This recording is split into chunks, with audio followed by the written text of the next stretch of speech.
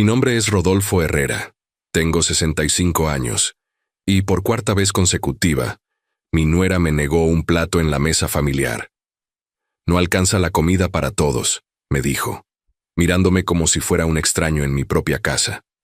Esa misma noche, mientras ella dormía tranquila creyendo que había ganado, yo estaba en la cocina firmando los papeles de venta de la propiedad donde vivíamos todos. Lo que mi nuera Laura no sabía era que la casa era mía, que yo era el dueño de todo, y que su próxima cena sería en la calle. Voy a contarte cómo 4 platos negados se convirtieron en la venganza más dulce de mi vida. Era un domingo de febrero, de esos días pegajosos del verano porteño, cuando el calor se mete en los huesos y ni el ventilador alcanza.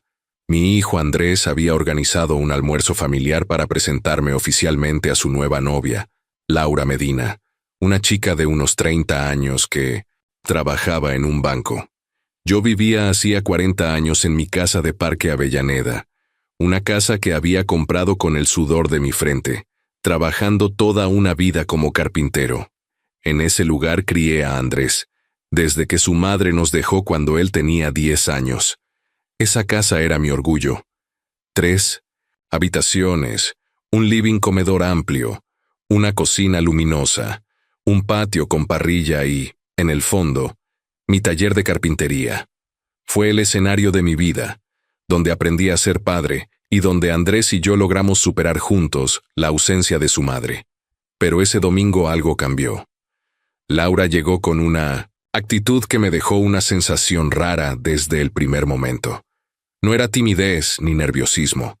Era una especie de mirada calculadora, como si estuviera tasando la casa con los ojos, analizando cada rincón como una agente inmobiliaria.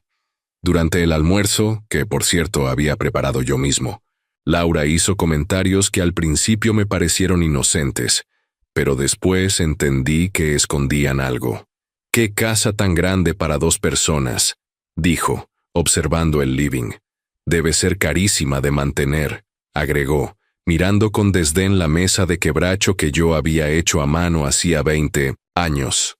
Andrés pareció incómodo, pero no dijo nada. Yo intenté ser amable. Le pregunté a Laura por su trabajo, por su familia, por su vida. Traté de que se sintiera bienvenida, pero sus respuestas me sonaban a números, a negocios, a inversión. No hablaba como alguien que estaba conociendo a su suegro, sino como quien analiza un activo.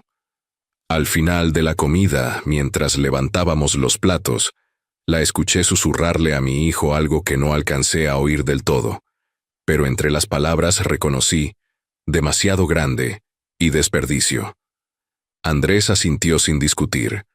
Escucha bien esta historia hasta el final, porque lo que vino después fue lo que ningún padre espera de su propio hijo.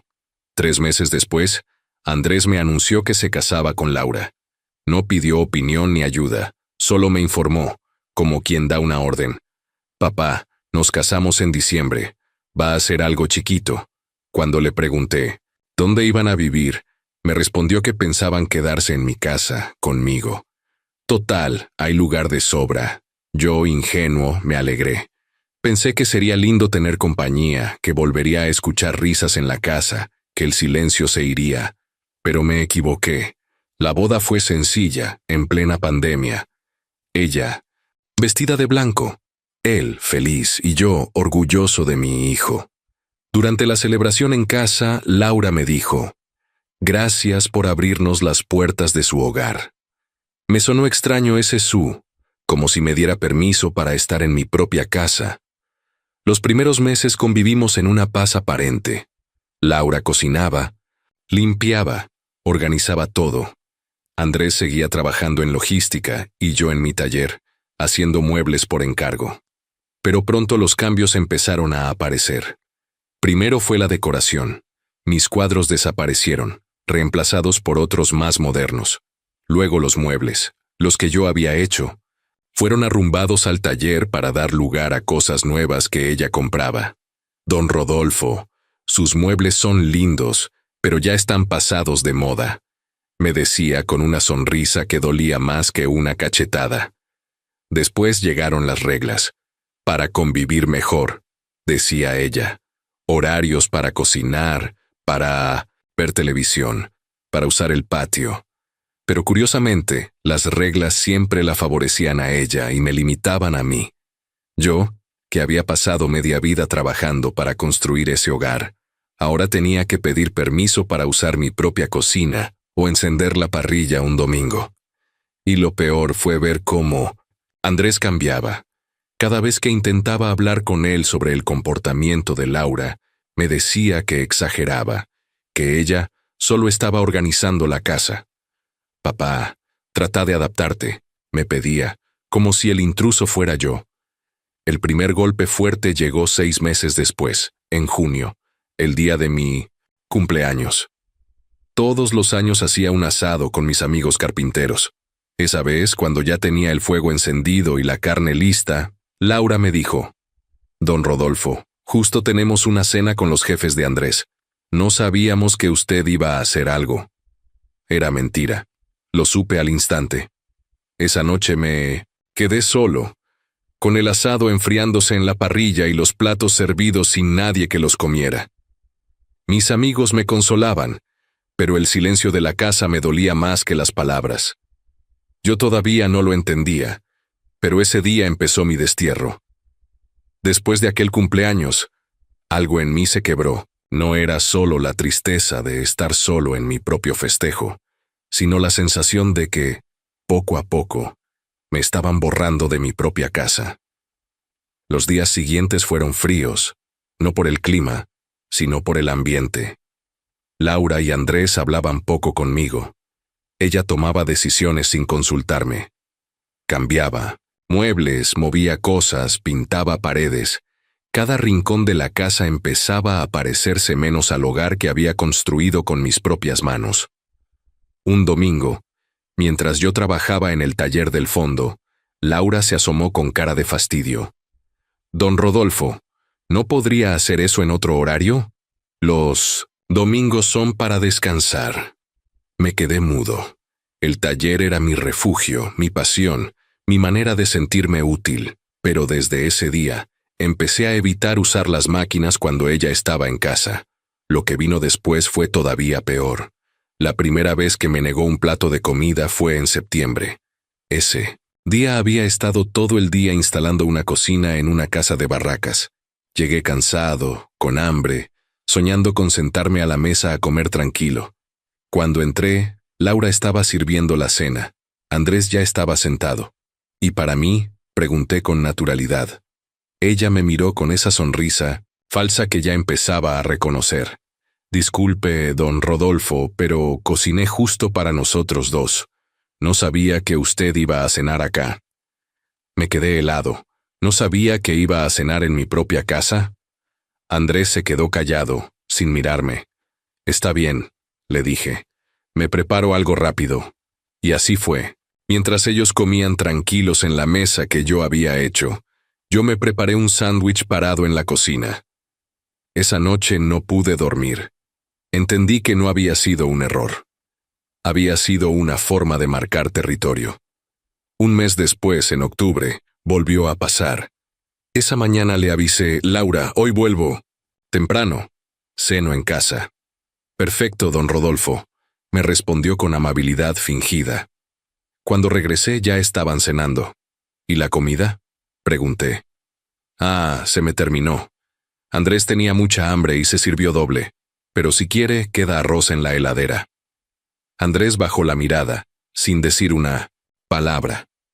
Esa fue la primera vez que sentí vergüenza frente a mi propio hijo. Esa noche hablé con él. «Hijo, no me parece bien lo que está pasando. No puede ser que tenga que mendigar comida en mi casa». «Papá», me dijo suspirando, «no lo hace de mala intención. Vos estás demasiado sensible». «Sensible». Así definió mi humillación. La tercera vez ocurrió en diciembre, durante las fiestas. Esa sí fue la más dolorosa. Mi hermana Marta venía desde Córdoba con sus hijos para pasar la Nochebuena conmigo, como todos los años. Era una tradición. Yo estaba feliz. Había limpiado todo, comprado, Vino, carne, pan dulce, todo. Laura se ofreció a cocinar. Déjeme a mí, don Rodolfo, quiero preparar algo especial. Pasó el día entero cocinando. Había vitel toné, ensalada rusa, pionono, de todo. La casa olía a fiesta. Cuando llegó mi hermana con sus hijos, Laura los recibió como si fuera la dueña del lugar. «Qué lindo conocerlos, me habló tanto de ustedes», decía sonriente. Todo iba bien, hasta que llegó el momento de servir el plato principal. Laura sirvió uno para Marta, otro para cada sobrino, uno para Andrés y otro para ella. Y nada para mí. ¿Y el mío?, pregunté, tratando de mantener la calma. «Uy, se me terminó, don Rodolfo, pero queda pan y queso si quiere picar algo. Pan y queso. En mi casa, en Nochebuena». Mi hermana me miró con una mezcla de rabia y compasión. «Tomá, Rodolfo», me dijo, «te doy la mitad del mío». Pero Laura intervino rápido. «No, no, doña Marta, no. Se preocupe. Don Rodolfo está haciendo dieta, ¿no es así?» Me quedé callado. No por miedo, sino por impotencia. Esa noche, cuando todos se fueron, mi hermana me llamó por teléfono. «Rodolfo, ¿qué te pasa? Esa mujer te está maltratando. No podés dejar que te humille así». No supe qué contestar. Lisón, cuarta vez fue en febrero, exactamente el día que te conté al principio. Laura había estado toda la semana preparando un almuerzo familiar. «Va a venir gente del trabajo de Andrés», me dijo. «Va a ser algo lindo». Yo me entusiasmé. Pensé que al fin me estaban incluyendo. Limpié la casa, arreglé unas sillas, hasta compré flores para la mesa. El domingo, cuando llegaron los invitados, vi 8 sillas perfectamente puestas, y ninguna para mí. Me acerqué y pregunté, «¿Dónde me siento?». Laura me tomó del brazo y me dijo en voz baja, «Disculpe, don Rodolfo, pero no alcanza la comida. Son personas importantes para Andrés. Necesitamos causar buena impresión. ¿Le parece si come más tarde?». No supe qué responder. Solo la miré, y sentí una mezcla de rabia y tristeza imposible de describir. Andrés, a su lado, asintió. «Papá, es solo por hoy. Entendé que es algo importante para mí, trabajo». Me fui a mi habitación y cerré la puerta. Esa tarde lloré por primera vez en muchos años, no de debilidad, sino de claridad, porque esa fue la noche en que comprendí la verdad. Laura no me estaba negando comida. Me estaba echando de mi casa de a poco, plato por plato, humillación por humillación. Y lo peor era que mi propio hijo la acompañaba en silencio. Esa noche, mientras ellos dormían, tomé una decisión que cambiaría nuestras vidas. Saqué una carpeta vieja del ropero. Dentro estaban las escrituras originales de la casa. Laura pensaba que ya era su territorio. Lo que no sabía era que en esa carpeta yo tenía la llave de su futuro. Antes de contarte lo que hice esa noche, necesito que sepas quién soy y cómo llegué a tener esa casa. No nací con suerte ni con herencias. Todo lo que tuve en la vida lo gané con las manos, con sudor, con trabajo y con respeto. Desde 1917 años trabajé como carpintero en un pequeño taller de Villa Lugano. El dueño se llamaba Don Vicente Ferraro, un italiano que había llegado a Argentina después de la guerra. Era un hombre de manos gruesas, voz fuerte y corazón noble. Me enseñó todo lo que sé sobre la madera, Rodolfo. Me decía, «La madera tiene alma. Si la tratás bien, te responde. Pero si la apurás o la maltratás, se te parte en las manos». Y tenía razón. Con él aprendí a conocer las vetas, a oler la diferencia entre el pino y el cedro, a escuchar el sonido de la garlopa como si fuera música. Mientras otros, jóvenes, soñaban con autos o fútbol, yo soñaba con tener mi propio taller. Durante 5 años trabajé sin faltar un solo día. Llegaba a las 6 de la mañana, me iba de noche. Don Vicente, que no tenía hijos, me empezó a ver como a un aprendiz que merecía volar solo. A los 22 años me dijo, «Rodolfo, ya sabes tanto como yo. Es hora de que armes tu propio camino. Y eso hice. Alquilé una casa chiquita en Villa del Parque con mi esposa Clara, que entonces era mi novia. En el fondo había un galpón chico, y ahí instalé mi primer taller. Una mesa, una morsa, un par de herramientas, prestadas y mucho entusiasmo. Al principio no entraba un solo cliente, pero un día una vecina, la señora Estela, me encargó una cocina completa. «Confío en usted, Rodolfo», me dijo. «Tengo buena intuición». Esa cocina cambió mi vida. Le puse el alma. Cada cajón encajaba perfecto, cada bisagra ajustaba sin ruido. Cuando terminé, Estela me abrazó y me dijo llorando: «Pibe, esto parece hecho por un artista». Sus amigas empezaron a ir a verla, y a la semana siguiente ya tenía 3 pedidos más. Así empezó mi nombre a circular por el barrio.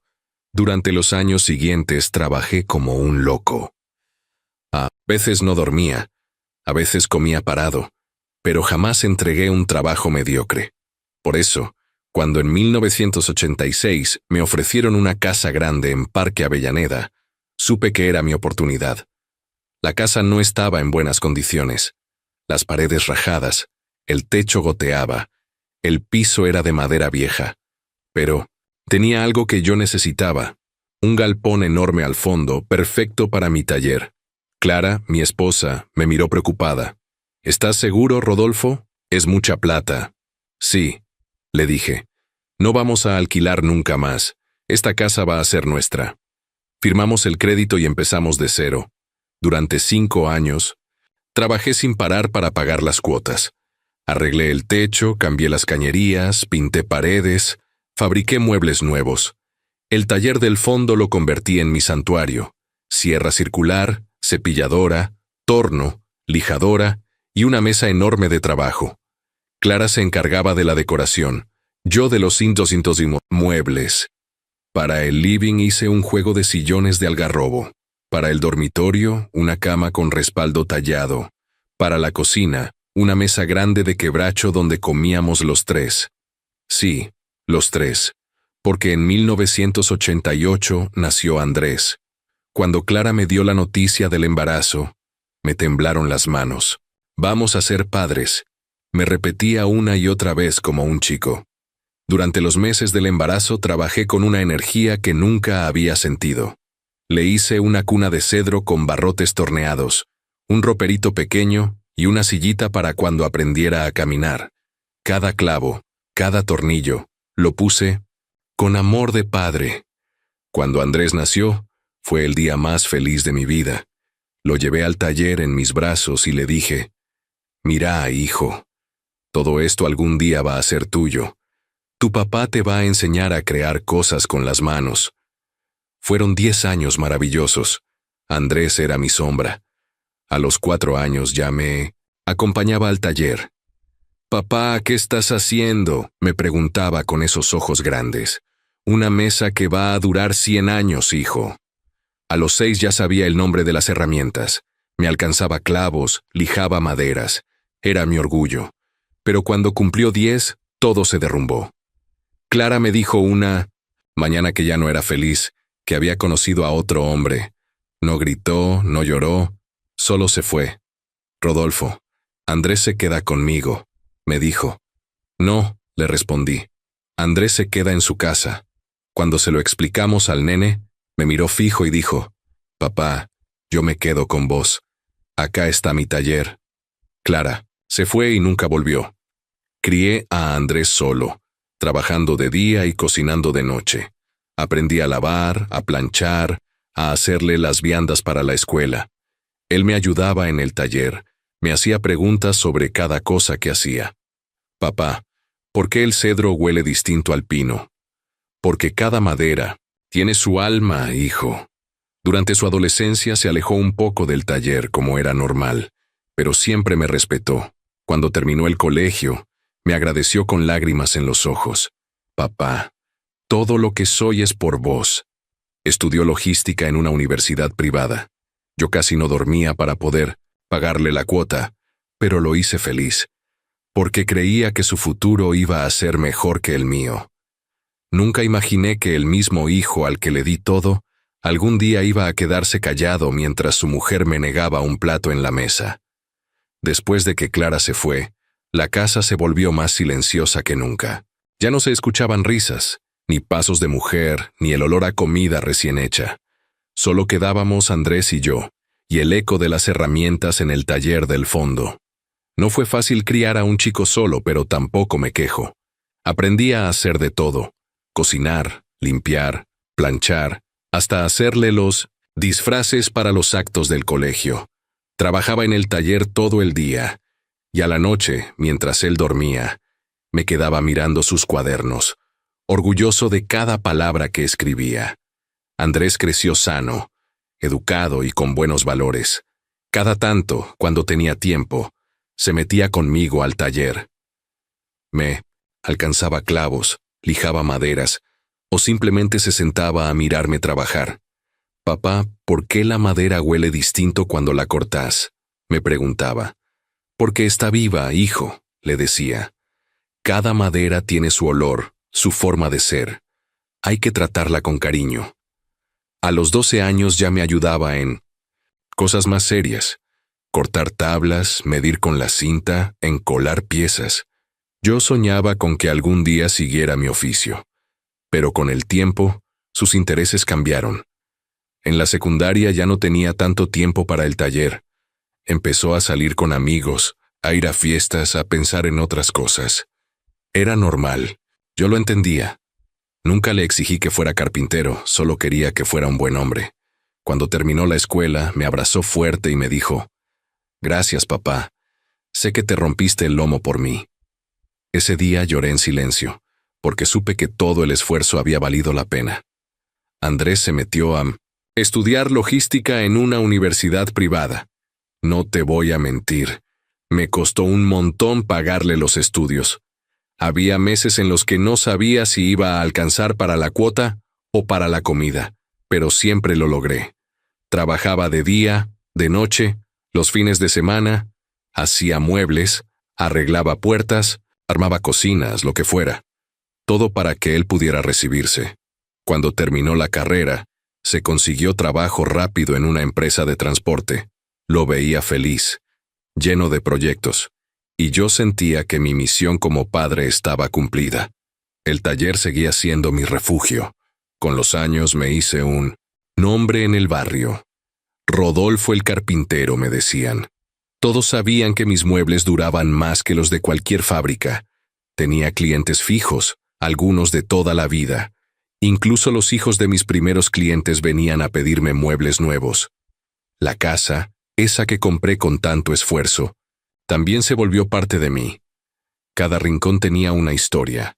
La mesa del comedor donde Andrés hacía la tarea, el banco del taller donde aprendió a lijar por primera vez, la pared donde medía su altura con rayitas de lápiz.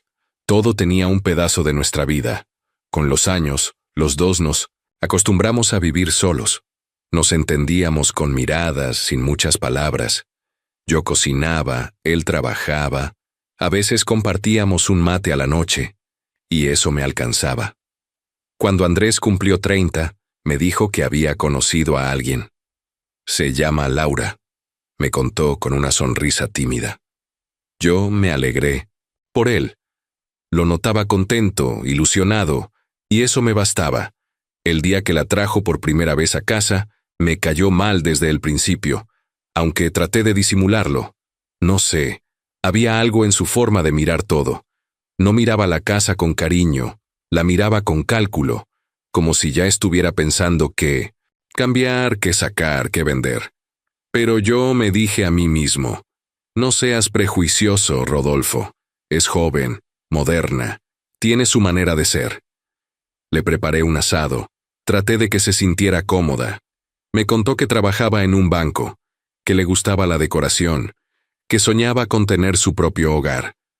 Todo sonaba bien, pero había algo en su tono, una frialdad que me ponía incómodo. A los pocos meses, Andrés me avisó que se iban a casar. Papá, lo decidimos. Va a ser una ceremonia chiquita, solo familia. Yo lo felicité, aunque en el fondo tenía un nudo en el estómago. Cuando me dijo que pensaban quedarse a vivir conmigo, me alegré de verdad. Pensé que iba a ser lindo volver a tener ruido en la casa, alguien que cocine, que ría, que dé vida. Después de tantos años de silencio, me pareció una buena idea. La boda fue sencilla, en plena pandemia.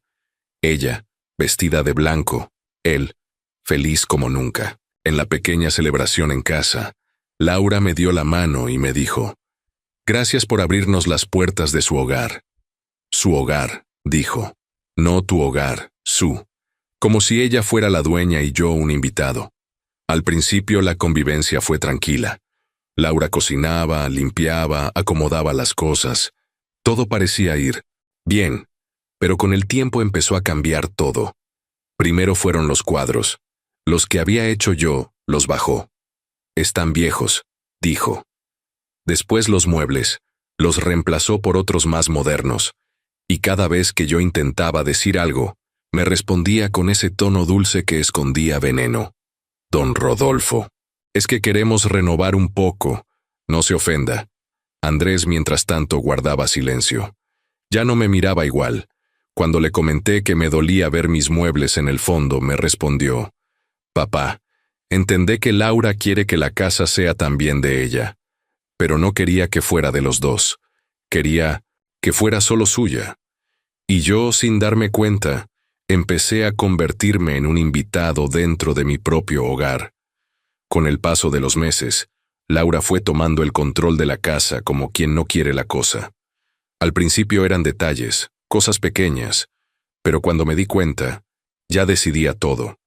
Qué se compraba, qué se tiraba y hasta qué se cocinaba. Yo trataba de mantener la calma. Pensaba que era normal que una mujer joven quisiera acomodar el lugar a su gusto, pero lo de Laura no era gusto, era poder. Un día me encontré uno de mis muebles tirado al lado del taller, un ropero que había hecho con mis propias manos hacía más de 20 años. «¿Qué hace esto acá?», le pregunté. «Ah, eso ya no servía, don Rodolfo. Lo vamos a reemplazar por uno más moderno. No se preocupe, yo me ocupo». Casi me da un infarto. Ese ropero lo había hecho cuando Andrés tenía 10 años. Cada clavo tenía historia. Cada marca me recordaba algo. Pero Laura lo veía como basura. De a poco empezó a imponer sus reglas. «Para convivir mejor», decía, «que no use la cocina cuando ella esté, que no ponga la televisión fuerte, que no reciba visitas sin avisar». Y todo lo que era mío empezó a dejar de serlo. Hasta mi taller, mi refugio, se volvió un problema. «Don Rodolfo, el ruido de esas máquinas me da dolor de cabeza. ¿No podría trabajar más temprano?». Mi taller, donde pasé 30 años de mi vida, ahora era una molestia para ella. Andrés cada vez estaba más callado. Ya no era el hijo que me defendía o que compartía un mate conmigo en el taller. Cuando yo intentaba hablarle de las actitudes de su esposa, me decía: «Papá, no te la agarres con Laura. Solo quiere que la casa esté más organizada». «Organizada», decía él, pero yo sabía que era otra palabra para decir controlada. Con el tiempo entendí que Laura no solo quería una casa cómoda, quería quedarse con la casa. El barrio había cambiado mucho. Donde antes había casas humildes, ahora se levantaban edificios nuevos, negocios, cafés. La propiedad que compré por monedas en los 80 valía una fortuna. Laura lo sabía, y su manera de actuar tenía sentido. Quería echarme poco a poco hasta quedarse con todo. El problema era que yo no pensaba morirme tan pronto. La primera vez que lo noté fue cuando escuché una conversación entre ellos en el living. Ella le decía a Andrés: «Esta casa es enorme. Con una refacción podríamos venderla y comprar algo más chico. O 2 departamentos, uno para nosotros y otro para alquilar». Andrés no respondió, pero tampoco la frenó. Esa noche me quedé despierto pensando. Yo no era un ingenuo. Durante toda mi vida aprendí a leer a la gente. Laura no era tonta, era ambiciosa. Y lo peor, sabía usar a mi hijo para lograr lo que quería. Pero lo más duro vino con los famosos platos negados. Primero fue el de septiembre, cuando me dijo que no había cocinado para mí. Después el de octubre, cuando se justificó con que Andrés comió doble. Luego el de diciembre, en Nochebuena, delante de mi hermana, Marta. Y finalmente el de febrero, cuando me dejó sin silla frente a sus invitados. Ese último día fue el que me abrió los ojos por completo. Mientras ellos reían con sus amigos, yo estaba en mi habitación mirando la escritura de la casa, esa que guardaba desde hacía décadas. Laura podía creerse la reina, pero el terreno, la casa y cada ladrillo seguían a mi nombre. Esa noche no dormí. Me quedé sentado en la mesa de la cocina, mirando la madera que yo mismo había pulido con mis manos hace tantos años. Me acordé de los tiempos en que esa mesa reunía a mi familia, cuando Clara todavía estaba, cuando Andrés era chico y yo le cortaba la carne mientras él hablaba sin parar de la escuela. Y ahora, después de tantos años de trabajo, me encontraba comiendo solo, parado, porque mi nuera decía que no alcanzaba la comida. Entonces tomé una decisión. No iba a gritar, no iba a pelear. No soy de esas personas que hacen escándalos. Iba a hacer algo que Laura jamás iba a olvidar. Fui hasta mi cuarto, abrí el cajón del escritorio y saqué la caja donde guardaba los documentos importantes. Ahí estaban las escrituras, las facturas, las copias de impuestos, todo en orden. Querida Laura, pensé, creíste que me ibas a echar, pero te voy a sorprender. Esa misma noche llamé a Julián Soria, un viejo amigo de mi época de trabajo.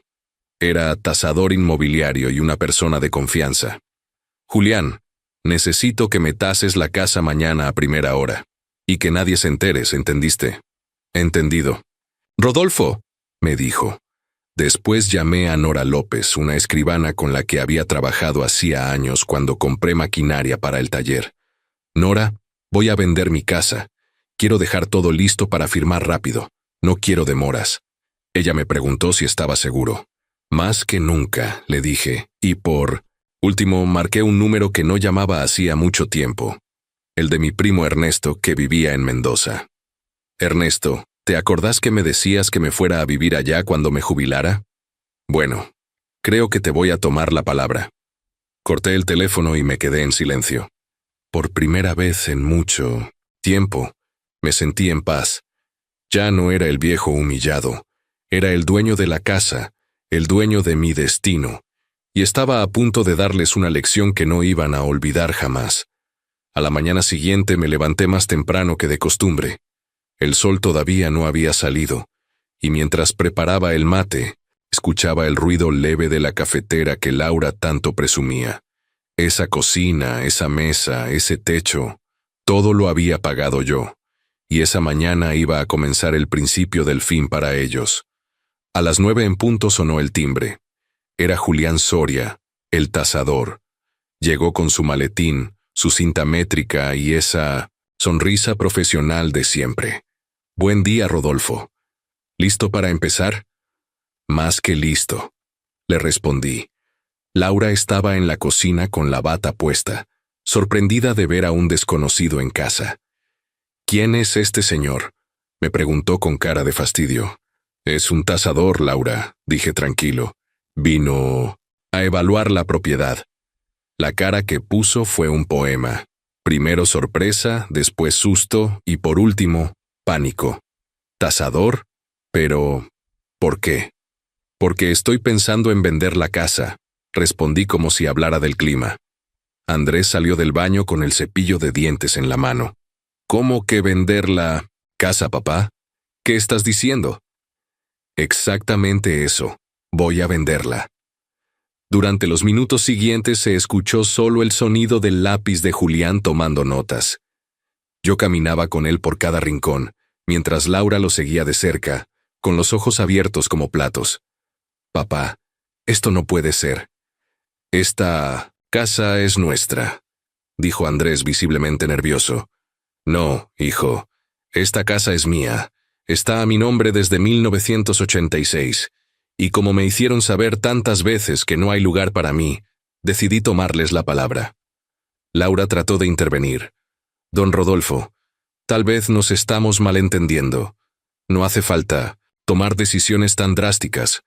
Podemos hablarlo. Ya está hablado, Laura. Hace meses que me vienen dejando afuera. Si no hay plato en la mesa, tampoco hay techo compartido. No dijo una palabra más. Se dio media vuelta y se encerró en el cuarto.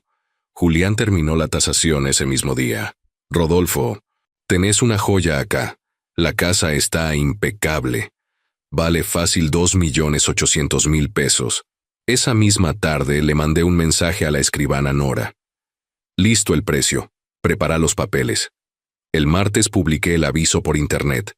Se vende casa en Parque Avellaneda. 3 dormitorios, patio, taller. Al fondo. Excelente estado. No pasaron ni 48 horas y ya tenía 5 interesados. Elegí al comprador que ofrecía más. 2.900.000. Todo en efectivo y con escritura en 10 días. Mi plan avanzaba como un reloj. Durante esa semana, Laura y Andrés pasaron por varias etapas. Primero, trataron de convencerme con buenas palabras. Don Rodolfo, usted sabe que lo queremos. Esto se puede arreglar. Después, con reproches, papá, estás actuando por bronca. No podés vender la casa así. Y al final, con amenazas veladas, si la vendés, nos dejás en la calle. Yo solo respondía lo mismo. Si no hay lugar en la mesa, no hay lugar en la casa. El viernes siguiente firmamos los papeles con la escribana. Nora me miró seria antes de empezar. ¿Seguro, Rodolfo? Es una decisión grande. Más grande fue aguantar humillaciones en silencio. Firmemos. Cuando terminé de estampar mi firma, sentí una paz que hacía años no sentía. Esa noche dormí como un chico. El lunes siguiente, el comprador me depositó el dinero completo en mi cuenta, 2.900.000 pesos limpios. No lo podía creer. En una semana había dado vuelta la historia. Esa misma tarde llamé a una empresa de mudanzas. Necesito que vengan el sábado a buscar mis cosas. Solo muebles del taller y objetos personales. El resto podía quedarse. Total, no quería nada que me recordara lo que esa casa se había convertido. Cuando la noticia fue definitiva, Laura rompió en llanto. Don Rodolfo, no nos puede hacer esto. Nosotros no tenemos a dónde ir. Yo la miré tranquilo. Yo tampoco tenía dónde ir cuando me negaron la cena, Laura. Pero eso no les importó. Andrés estaba furioso. Papá, esto es una venganza. No, hijo, esto es justicia. 4 veces tu esposa me negó un plato en mi propia mesa y vos te quedaste callado. Ahora les niego yo el techo. Y también me quedo callado. El sábado, cuando llegó el camión de mudanzas, Laura lloraba en la vereda. Don Rodolfo, por favor, no nos deje así. No respondí. Me limité a mirar cómo cargaban mis herramientas, mis libros y la mesa vieja del Tino taller. Andrés me seguía con la mirada, con esa mezcla de enojo y vergüenza que uno no olvida. Cuando terminé de cargar todo, me subí a la camioneta.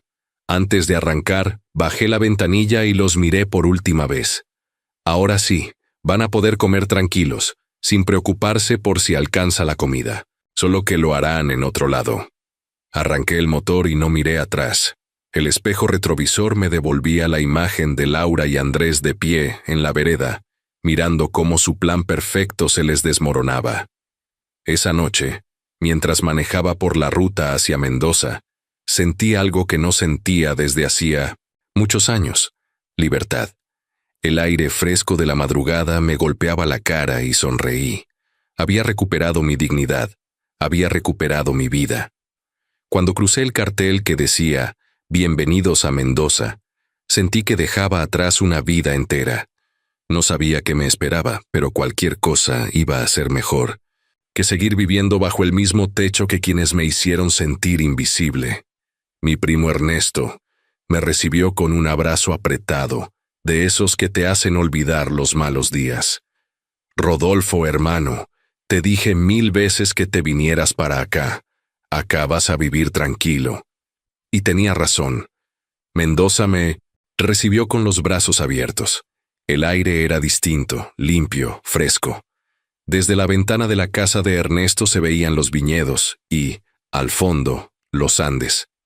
Hay una casa a la venta en Maipú, me dijo. Linda, chica, pero con un galpón grande atrás. Ideal para vos. Fui a verla ese mismo día. Tenía 2 dormitorios, un pequeño jardín y un galpón que parecía esperarme. Acá voy a volver a empezar, pensé. Con parte del dinero que me depositaron compré la propiedad y todavía me sobró para arreglarla. No necesitaba lujos, solo paz. Durante las primeras semanas me dediqué a limpiar, pintar y reacondicionar el taller. Volví a sentir ese olor a madera que tanto extrañaba. El ruido del cepillo, el sonido del serrucho, el olor a barniz, todo eso me devolvía el alma. Una tarde, mientras cortaba unas tablas, me di cuenta de que estaba sonriendo. Hacía años que no me pasaba. La gente del Cintos barrio empezó a acercarse por curiosidad. ¿Usted es el nuevo carpintero?, me preguntaban. Sí, señora. Rodolfo Herrera, a sus órdenes. En menos de un mes ya tenía pedidos. Un estante para una bodega, una mesa para una escuela, una cuna para un nieto recién nacido. Y así, sin querer, mi nombre volvió a tener valor. El primer cliente importante fue don Roberto, un productor de vinos de la zona. Necesito unos estantes de madera para la cava, me dijo. Le entregué el trabajo en una semana. Cuando lo vio terminado, me dio una palmada en el hombro. Rodolfo, esto no es carpintería, esto es arte. Ese comentario me hizo sentir más joven. En Buenos Aires me habían hecho creer que mi oficio era viejo, pasado de moda. Pero ahí, en Mendoza, la gente valoraba lo hecho a mano, lo auténtico, lo que tiene historia. Con el tiempo, abrí un pequeño local en el centro de Maipú. Le puse de nombre Muebles Don Rodolfo. No era un negocio grande, pero sí un sueño cumplido. En la vidriera puse una mesa de algarrobo, una silla de pino, un marco tallado y una pequeña caja de música. Todo hecho por mí. Los primeros días casi no vendí, pero la gente se detenía a mirar. Algunos entraban solo para preguntar cómo hacía los tallados. Una chica me dijo una vez, se nota que sus manos trabajan con amor. Y tenía razón. Cada mueble llevaba un pedazo de mi historia. Con el tiempo empecé a enseñar. Venían chicos jóvenes que querían aprender el oficio. Tenía 3 alumnos fijos. Martín, de 20 años, que estudiaba diseño. Sofía, una arquitecta enamorada de la madera. Y don Luis, un jubilado que siempre había querido aprender. Profesor Rodolfo, me decían, y a mí se me inflaba el pecho de orgullo. Cada vez que los veía cortar una tabla o lijar una pieza con cuidado, me acordaba de mí, mismo cuando empecé con don Vicente, aquel maestro italiano que me enseñó que la madera tiene alma. Y me di cuenta de que, sin querer, la vida me estaba dando otra oportunidad, no solo para trabajar, sino para enseñar. Los fines de semana participaba en la feria de artesanos. Llevaba bandejas, portarretratos y cajas de música talladas. La gente se acercaba, tocaba los muebles, los olía, preguntaba por los tipos de madera. ¿Usted los hace solo?, me decían. Sí, con estas manos, respondía riendo. Me miraban con respeto. Ese respeto que en mi propia casa me habían quitado. Una tarde, mientras cerraba el local, me senté en el banco de la plaza con un mate. El sol caía lento sobre los viñedos, y el aire tenía ese olor dulce de la madera recién cortada. Pensé en todo lo que había pasado, en Laura, en Andrés, en la casa de Buenos Aires, en las veces que me dejaron sin comida, y me di cuenta de algo. No me dolía más. El rencor se había ido, porque a veces no hace falta gritar ni vengarse con violencia. A veces la mejor venganza es vivir bien, en paz, y demostrar que uno puede levantarse aunque lo hayan querido ver caer. Esa noche, mientras cenaba tranquilo, mirando por la ventana hacia los Andes, entendí que había recuperado lo más importante, mi dignidad. Ya no tenía que mendigar respeto, ni esperar cariño de quien no lo tenía. Ahora, cada plato en la mesa era mío, y cada trozo de pan sabía a libertad. Con los días, mi vida en Mendoza empezó a tomar forma. Ya no me levantaba con el ruido de voces molestas ni con el mal humor de nadie. Me despertaba temprano, preparaba el mate y salía al patio a mirar los Andes. El aire fresco, los pájaros, el silencio, todo eso era nuevo para mí. Mi primo Ernesto venía seguido a visitarme. Se reía cada vez que me veía lijando algo. Vos no podés estar quieto, Rodolfo. Ya estás jubilado, disfrutá. Y yo le respondía, trabajar la madera no es trabajo, Ernesto. Es mi forma de estar vivo. Y era verdad. En el taller me sentía libre. Tenía espacio, tenía luz, tenía paz. Nadie me controlaba los horarios ni me pedía que bajara el ruido. Cuando la madera crujía bajo mis manos, yo sentía que volvía a respirar. Una tarde vino don Roberto, el bodeguero, con su mujer. Me encargaron una mesa para su casa. Queremos algo que dure toda la vida, Rodolfo.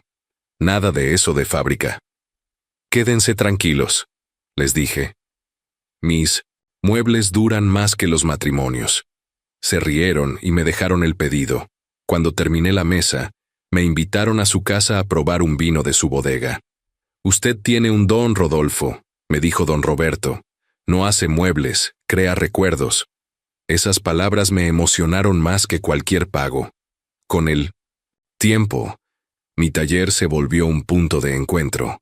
Venía gente del barrio a charlar, a ver cómo trabajaba, a tomar mate. No pasaba un día sin que alguien entrara con curiosidad. ¿Puedo ver cómo se hace una silla?, preguntaban los chicos. Claro, pero no toquen las herramientas sin permiso, les decía riendo. De a poco empecé a tener más alumnos. Martín y Sofía, los dos jóvenes que venían desde el principio, aprendían rápido. Don Rodolfo, me decía Martín, yo antes pensaba que trabajar con las manos era cosa del pasado, pero ahora entiendo que esto tiene alma. Eso mismo me dijo mi maestro hace 50 años, le respondí. También empecé a participar más seguido en la feria de artesanos. Llevaba mis mejores piezas y, aunque no siempre vendía, la gente se acercaba a mirar. Esto tiene otra energía, me decían. Y sí, claro que tenía otra energía. Estaba hecho con calma, con historia, con corazón. En la feria conocí a doña Carmen, una maestra jubilada de 68 años. Nos pusimos a charlar y enseguida nos hicimos amigos. ¿Sabe qué, Rodolfo? A nuestra edad ya no hay que perder tiempo con gente que no nos valora, me dijo un día. Tenía razón. Después de todo lo que había pasado, entendí que el respeto no se pide, se gana, y que no vale la pena quedarse donde uno no es querido. Gracias a Carmen me uní a un grupo de jubilados que se juntaban todos los miércoles. Organizaban paseos, caminatas y tardes de mate en la plaza. Ahí encontré algo que había perdido hacía mucho tiempo, compañía sincera. A veces me reía solo al pensar que en Buenos Aires me habían hecho creer que ya no servía para nada.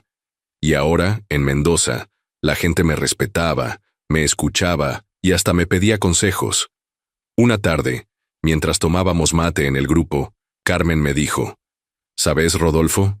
Vos no perdiste una casa, ganaste una vida. Y tenía toda la razón. Esa noche volví a casa y me senté en la mesa del comedor, la nueva que había hecho yo mismo. Era redonda, de algarrobo, con espacio justo para 4 personas.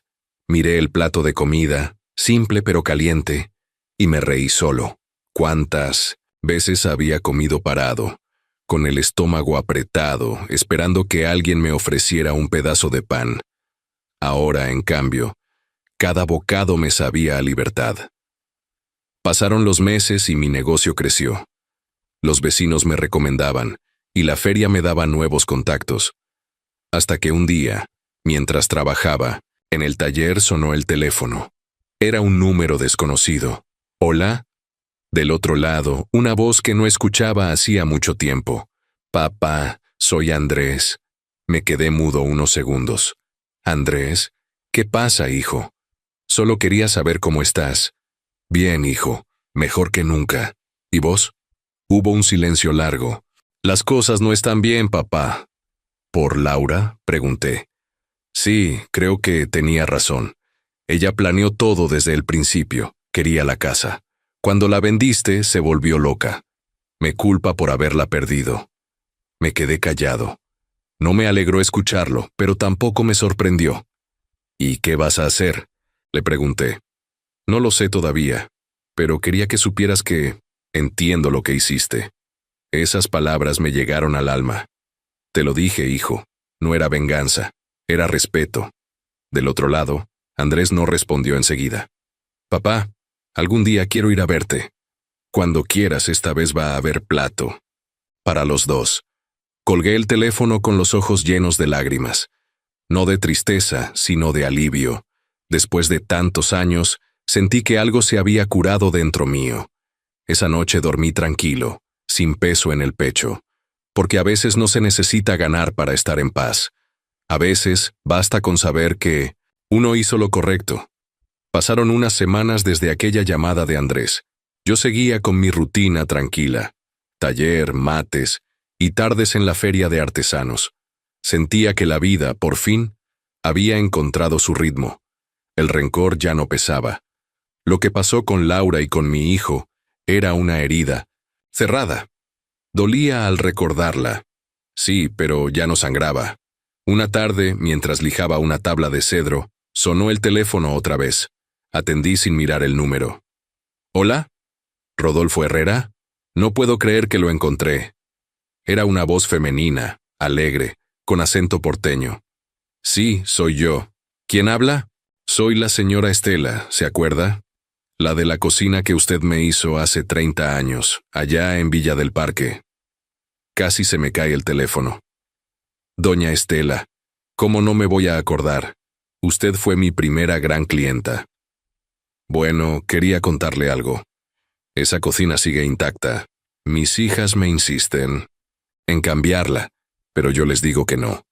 Esa cocina está hecha con amor, y así sigue, firme como el primer día. Me quedé callado unos segundos. Me emociona escuchar eso, doña Estela. Fue el primer trabajo que me dio confianza para seguir adelante. Y mire hasta dónde llegó Rodolfo. Me enteré por una amiga que está en Mendoza y vio su local. Me dijo que sus muebles son una belleza. No pude evitar sonreír. Gracias, de verdad. No sabe lo que significa eso para mí. Solo quería que lo supiera, que hay gente que todavía valora su trabajo. Colgamos después de un rato de charla, pero me quedé un largo tiempo mirando mis manos. Esas mismas manos que hace 30 años habían hecho la cocina de doña Estela. Las mismas que construyeron mi casa, mi taller y mi vida. Y las mismas que ahora, a los 65 años, volvían a darme alegría. Esa noche me senté en el patio con un vino mendocino y pensé en todo lo que había vivido. A veces uno se pasa la vida dándole todo a los demás, esperando un poco de gratitud, y lo único que recibe es desprecio. Pero también hay gente buena, gente que recuerda, que valora, que te devuelve la fe sin pedir nada a cambio. Al día siguiente, mientras tomaba mate en el taller, apareció Martín, mi alumno más joven. Profe, tengo una sorpresa. Le armé una página en internet para el taller, así más gente conoce su trabajo. ¿Una página? ¿De esas de internet? Sí, claro. Puse fotos de las mesas, las sillas y los marcos. Ya tiene comentarios y todo. Me reí. Bueno, parece que ahora soy moderno. Más que moderno, profe. Es famoso. Ya lo contactaron de una bodega que quiere que les haga un mostrador. No lo podía creer. A mi edad, con mi historia, la vida todavía me seguía abriendo puertas. Acepté el trabajo sin pensarlo. Era grande. Me iba a llevar semanas, pero me entusiasmaba como si tuviera 20 años. Durante esos días trabajé con más energía que nunca. Mientras cortaba, medía y barnizaba, pensaba en todo lo que había pasado. Cada vez que apoyaba la mano sobre la madera, Sentía que la vida me estaba devolviendo lo que alguna vez me quitó. Un viernes al mediodía, mientras terminaba de lijar las últimas piezas, entró Sofía, mi alumna. Profe, le traje empanadas. Almuerce algo, no sea como siempre que se olvida. Me reí. Gracias, Sofía. Sos un sol. Ya estaba por comer parado, como en los viejos tiempos. Ella me miró seria. Usted no va a comer parado nunca más, Rodolfo. Acá siempre hay lugar en la mesa. Sus palabras me llegaron al alma. A veces una simple frase puede curar años de humillación. Mientras comíamos, pensé en cómo la vida te pone pruebas para enseñarte el valor de lo simple. Esa tarde, cuando Sofía se fue, me quedé solo en el taller mirando el polvo de madera flotar en la luz. Me sentí agradecido. Agradecido por tener un techo propio, por trabajar en paz, por tener gente que me respetaba, y por haber tenido el valor de irme cuando todavía estaba a tiempo. Antes de cerrar el local, me senté en mi silla favorita y escribí en una hoja una frase que colgué en la pared del taller. El respeto no se pide, se construye. Esa frase se volvió mi lema. Cada cliente que entraba la leía, y muchos sonreían al verla. Uno me dijo, «Se nota que habla con experiencia, don Rodolfo». Y yo le contesté, «Más experiencia que años, amigo». Esa noche, mientras el sol se escondía detrás de los viñedos, levanté la vista y murmuré, «Gracias, vida, por darme una segunda oportunidad». Ya no era el viejo que lloraba solo en un rincón. Era un hombre que se había levantado, que había aprendido a perdonar, y que había descubierto que la felicidad no está en tener mucho, sino en no necesitar más de lo que uno ya tiene. Una mañana de otoño, el aire olía a madera húmeda y a tierra mojada. Yo estaba en el taller puliendo un marco grande cuando sonó el timbre. Salí a abrir con las manos llenas de aserrín, sin imaginar lo que me esperaba. Del otro lado del portón había dos personas que me dejaron sin palabras. «¿No me vas a dar un abrazo, viejo terco?» Era Ramón, mi antiguo ayudante del taller en Buenos Aires. Tenía el pelo más canoso, la panza más grande y la sonrisa de siempre. Y a su lado, un hombre, mayor, de bastón, con una mirada que reconocería aunque pasaran 100 años. «¿No me decís que no te acordás de mí, Rodolfito?» Se me humedecieron los ojos.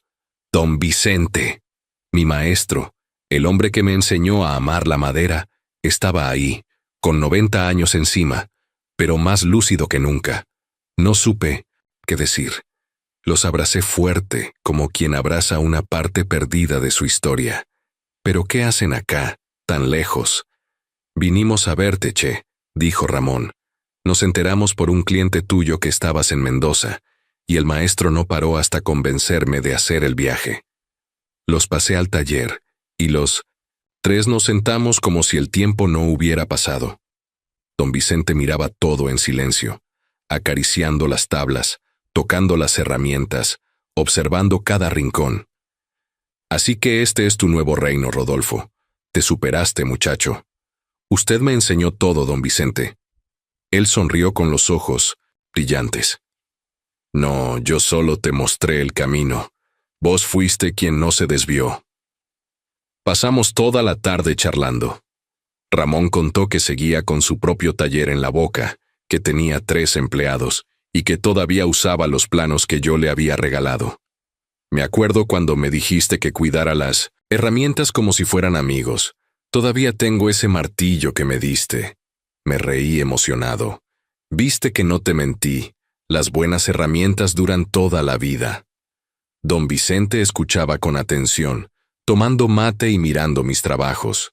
«Cada mueble que haces tiene tu sello, Rodolfo. La madera habla de vos». «Gracias, maestro. No sabe lo que significa eso para mí». «Sí lo sé, muchacho, porque yo también tuve alumnos que me dieron más orgullo que mis propios hijos.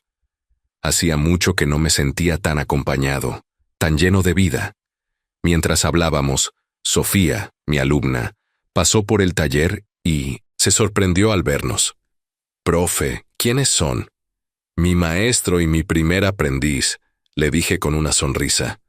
Entonces esto es una reunión de generaciones, respondió ella riendo. Don Vicente la miró con cariño. ¿Así que te enseña este viejo cabezadura?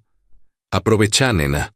Un buen carpintero no solo enseña a usar las manos, enseña a usar el corazón. Sofía se sonrojó y asintió.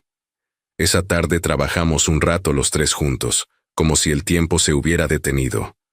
El maestro, el alumno y el alumno del alumno. El sonido de las sierras y el olor a madera nos envolvían como una música vieja, familiar, llena de recuerdos. Al caer la noche, preparamos una picada en la mesa del taller. Abrí un vino mendocino y brindamos. Por los años que pasaron, por los que vienen, y por no haber perdido nunca el amor por lo que hacemos, dijo don Vicente levantando su copa. Y por los que supimos levantarnos cuando la vida nos quiso doblar, agregué yo. Nos reímos, brindamos y comimos hasta tarde. Fue una noche de esas que uno sabe que va a recordar toda la vida. Cuando los acompañé al hotel donde se hospedaban, don Vicente me tomó del brazo antes de subir. Rodolfo, prométeme algo. No, dejes de enseñar. No hay mejor herencia que lo que se transmite con las manos. Se lo prometo, maestro. Y otra cosa más. No guardes bronca por lo que te hicieron. La gente mala se castiga sola. Asentí en silencio, con un nudo en la garganta. Esa noche no pude dormir. Tenía el corazón lleno de recuerdos y gratitud. Pensé en cuántas veces había sentido que mi historia se terminaba, y sin embargo, ahí estaba, con mi maestro al lado, con un taller nuevo, con gente que me respetaba. La vida, me dije, no te quita cosas para castigarte. Te las quita para hacerte espacio, para que entren otras, mejores. Al día siguiente los llevé a conocer los viñedos. Caminamos despacio, disfrutando el paisaje. Don Vicente miraba los Andes con los ojos llenos de asombro. Es un buen lugar para vivir tus últimos años, Rodolfo.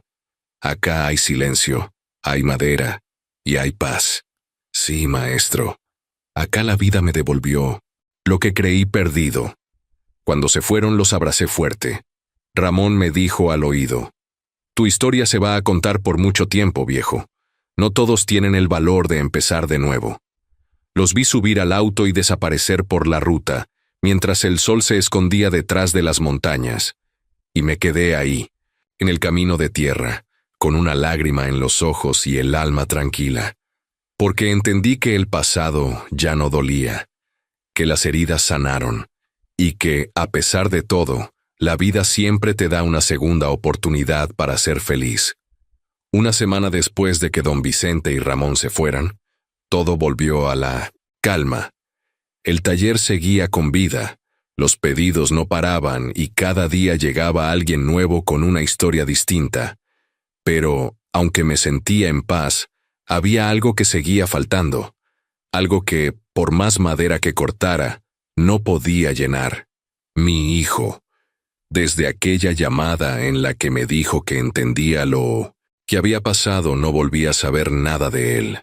No lo culpaba. Cada uno necesitaba su tiempo para acomodar el alma. Pero en el fondo, sentía que tarde o temprano íbamos a cruzarnos de nuevo.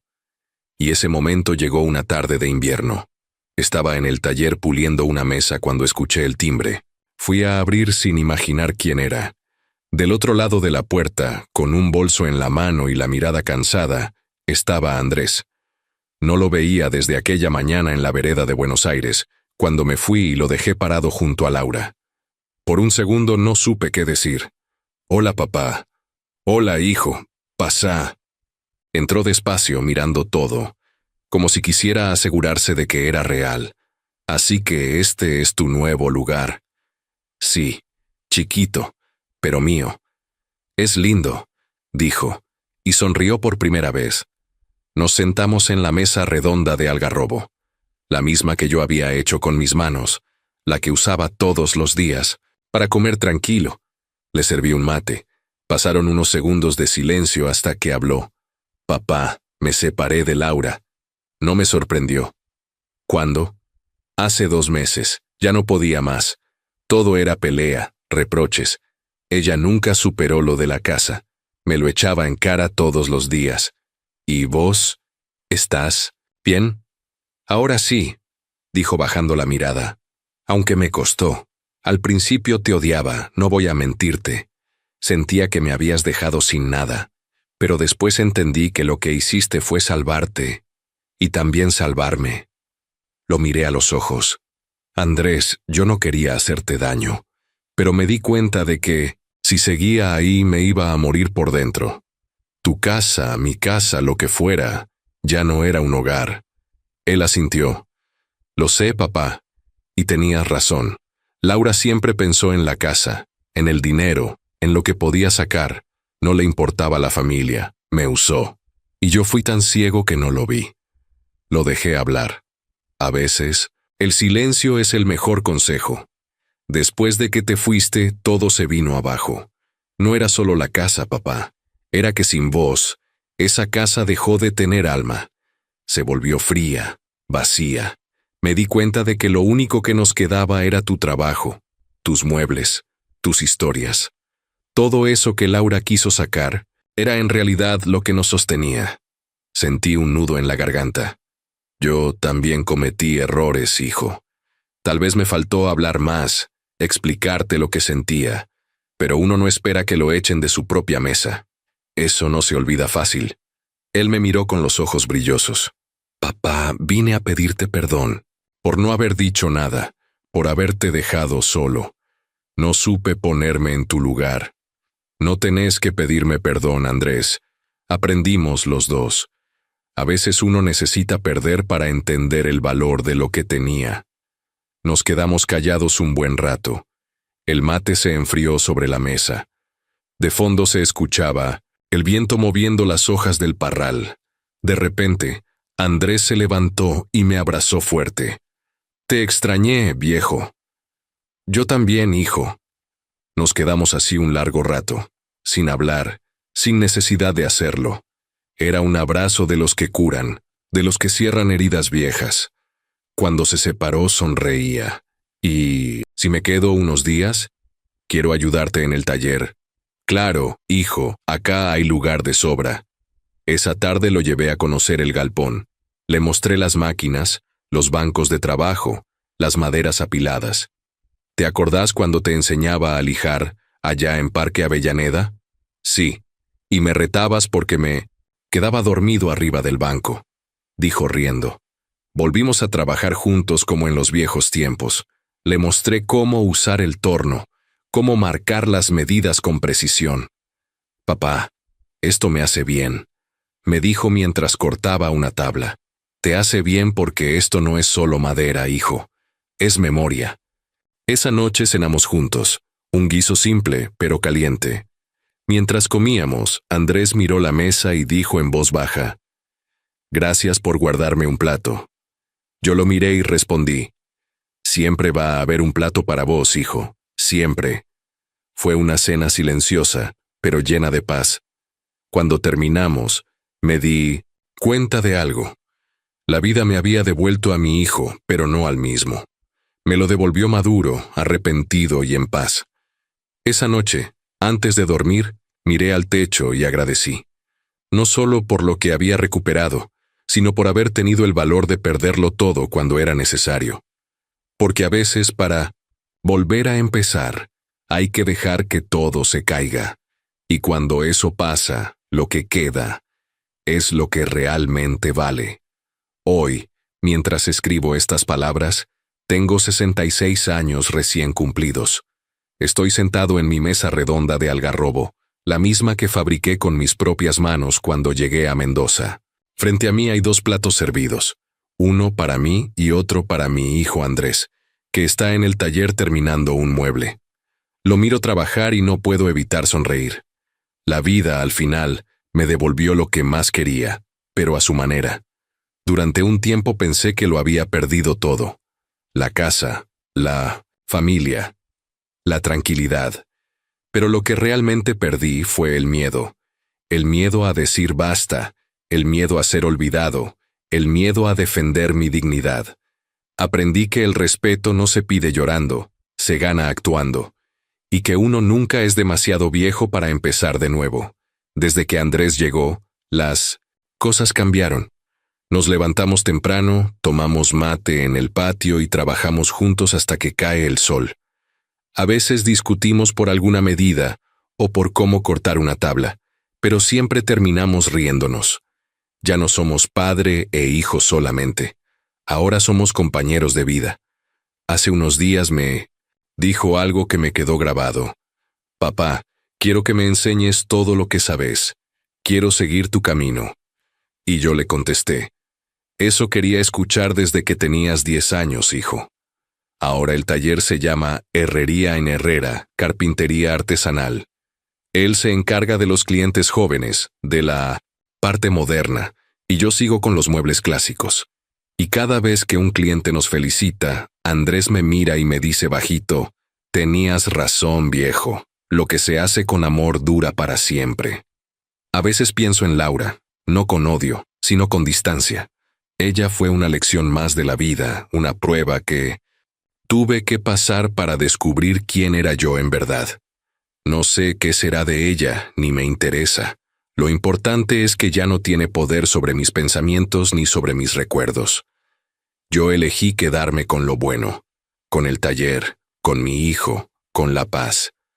También sigo yendo a la feria los fines de 1900 en semana. La gente ya me conoce. Algunos vienen solo para charlar, otros para encargarme trabajos. Cuando me preguntan si soy feliz, les contesto sin dudar, sí, más que nunca. Porque la felicidad no está en tener mucho, sino en sentarse a la mesa sabiendo que cada plato te pertenece. Hace poco, la señora Carmen, aquella maestra jubilada que conocí en el grupo de jubilados, me dijo algo que me hizo pensar. Rodolfo, vos no perdiste una casa, ganaste tu libertad. Y tenía razón. A veces hay que soltar lo viejo para hacer espacio a lo nuevo. Y aunque duela, vale la pena. Mi taller está lleno de fotos, de mis trabajos, de mis alumnos, de don Vicente y Ramón el día que vinieron a visitarme. Cada una me recuerda un pedacito de mi historia, una parte de mí que sigue viva en cada mueble que sale de mis manos. Y ahora, cada vez que alguien me pregunta por qué hago lo que hago, les respondo lo mismo. Porque la madera, igual que la vida, si la tratás con respeto, nunca se rompe. Esta noche Andrés y yo vamos a cenar tranquilos, como todos los domingos.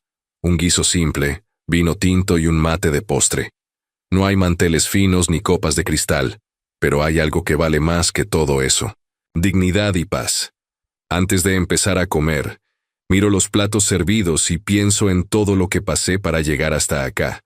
4 veces me negaron un plato en mi propia casa, y eso me dolió más que cualquier cosa. Pero gracias a esas 4 negaciones, hoy tengo una mesa donde siempre hay lugar. Y si estás escuchando esta historia desde tu casa, quiero dejarte algo claro. No importa cuántas veces te cierren la puerta o te hagan sentir que no vales. Mientras tengas la fuerza para levantarte, todavía podés empezar de nuevo. Nunca permitas que nadie te quite el respeto, ni la voz, ni el lugar, en la mesita en tu propia mesa. Y si alguna vez alguien te lo niega, hace como yo. Vende la casa, llévate la mesa y empieza otra vida. Mi nombre es Rodolfo Herrera, tengo 66 años, soy carpintero, maestro y sobre todo, un hombre libre. La gente piensa que la venganza más dulce es hacer sufrir al otro, pero no. La venganza más dulce es vivir en paz, rodeado de respeto, sin deberle explicaciones a nadie. Y ahora te pregunto a vos, que estás escuchando, si te hubieran negado un plato en tu propia mesa, ¿qué habrías hecho? Contame desde qué ciudad me estás escuchando, y recordá que esta historia te la contó. Relatos de un viejo, donde las cicatrices se vuelven lecciones y las pérdidas nuevos comienzos. Una vez más por acá, huevón. Una noche más por acá, muchachos, con ustedes. Qué bueno verlos por acá. Aplausos. No lo merecemos, no lo merecemos. Después de un día tan berraco, huevón. Después de un día tan agitado. Aquí estamos. Invictus. Me da gusto esto. ¿Cómo vamos, parceros? Buenas noches, háblamelo de Ledán. ¿Todo bien o qué? ¿Cómo estás, parcerito? Háblamelo, Pirlo. Pirlo 420 en la casa. ¿Cómo va, hermano? ¿Cómo va todo? ¿Cómo va todo, mi socio? ¿Qué es lo que es? ¿Cuál es la movida, parce? Papi, está lloviendo bien rico. Es la última. Yo creo que es la última lluvia de primavera, weón. No, bueno, lluvia de primavera. De hecho, principios de lluvia de primavera. Parcero, la verdad que hoy estoy muy bien, huevón. A pesar de que casi no cuento la historia hoy, huevón. Papi, cae me parto la cabeza. Literalmente. Papi, estaba moviendo unas cosas, me caí el camión, huevón, me di como una vuelta para atrás, papi. Y había una piedrota, marica. Por suerte que la cabeza no me cayó ahí, parce, pero sí me alcancé a doblar ¿cómo se llama eso? El tobillo, marica. Vamos una vez más por acá, huevón. Una noche más por acá, muchachos, con ustedes. Qué bueno verlos por acá. Aplausos. No lo merecemos, no lo merecemos. Después de un día tan berraco, huevón. Después de un día tan agitado. Aquí estamos. Invictus. Me da gusto esto. ¿Cómo vamos, parceros? Buenas noches, háblamelo de Ledán. ¿Todo bien o qué? ¿Cómo estás, parcerito? Háblamelo, Pirlo. Pirlo 420 en la casa. ¿Cómo va, hermano? ¿Cómo va todo? ¿Cómo va todo, mi socio? ¿Qué es lo que es? ¿Cuál es la movida, parce? Papi, está lloviendo bien rico. Es la última. Yo creo que es la última lluvia de primavera, weón. No, bueno, lluvia de primavera. De hecho, principios de lluvia de primavera. Parcero, la verdad que hoy estoy muy bien, weón. A pesar de que casi no cuento la historia hoy, weón.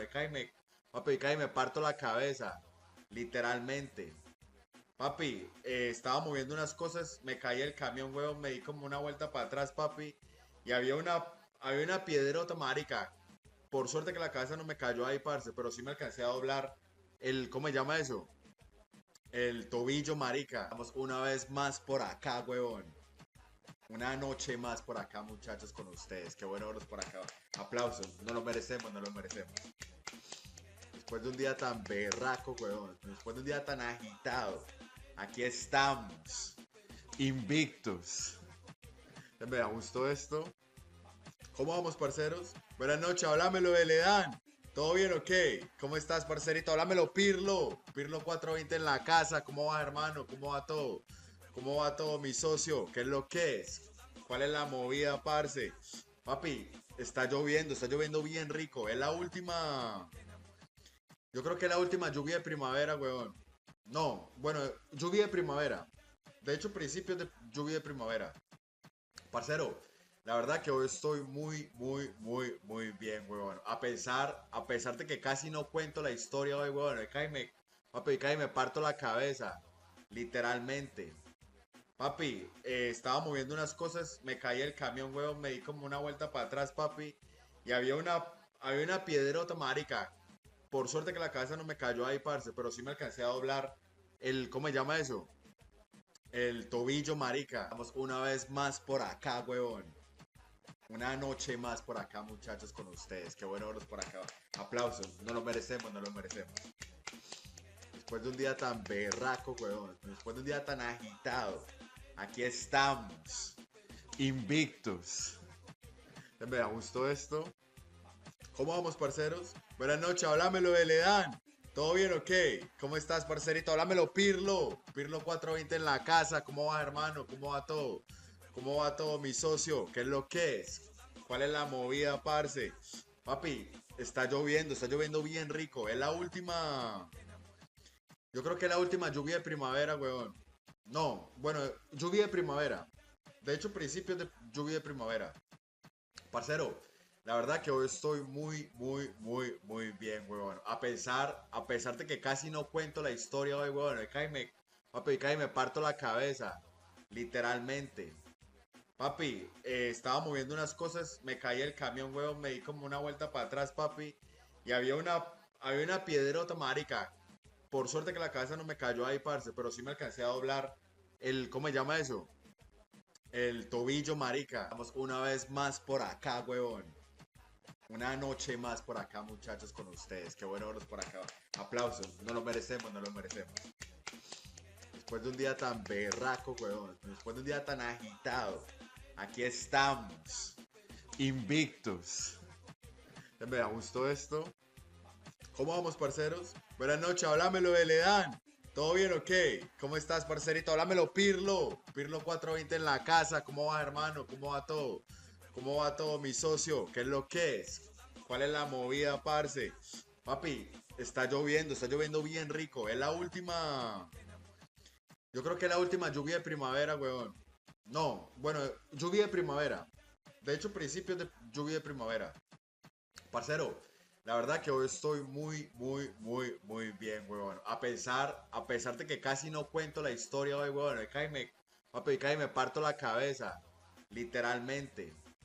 Papi, estaba moviendo unas cosas, me caí el camión, weón, me di como una vuelta para atrás, papi, y había una piedrota, marica. Por suerte que la cabeza no me cayó ahí, parce, pero sí me alcancé a doblar ¿cómo se llama eso? El tobillo, marica. Vamos una vez más por acá, weón. Una noche más por acá, muchachos, con ustedes. Qué bueno verlos por acá. Aplausos. No lo merecemos, no lo merecemos. Después de un día tan berraco, weón. Después de un día tan agitado. Aquí estamos. Invictus.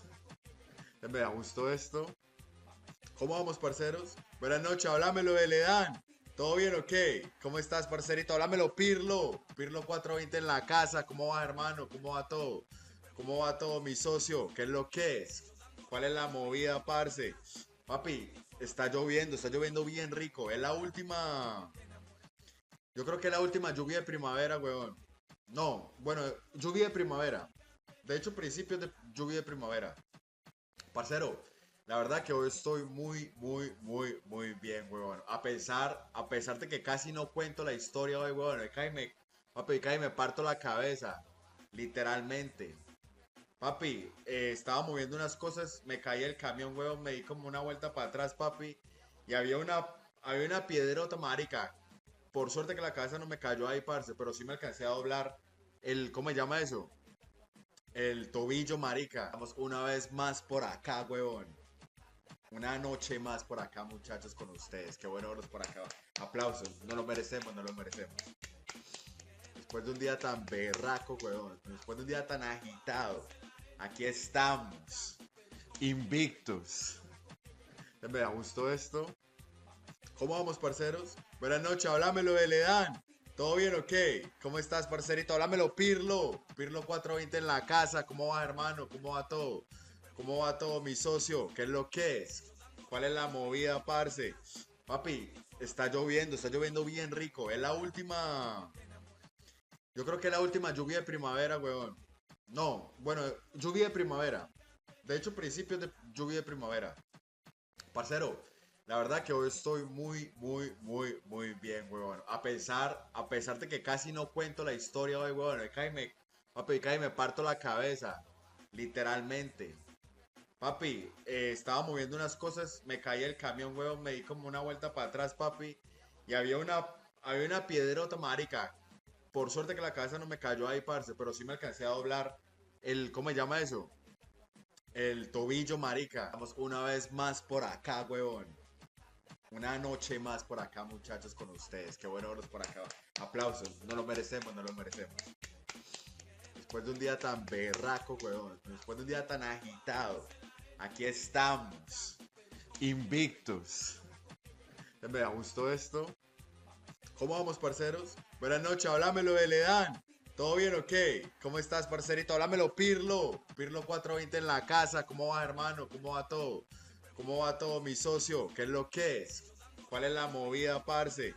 Papi, está lloviendo bien rico. Es la última. Yo creo que es la última lluvia de primavera, weón. No, bueno, lluvia de primavera. De hecho, principios de lluvia de primavera. Parcero, la verdad que hoy estoy muy bien, weón. A pesar de que casi no cuento la historia hoy, weón. Papi, cae me parto la cabeza. Literalmente. Papi,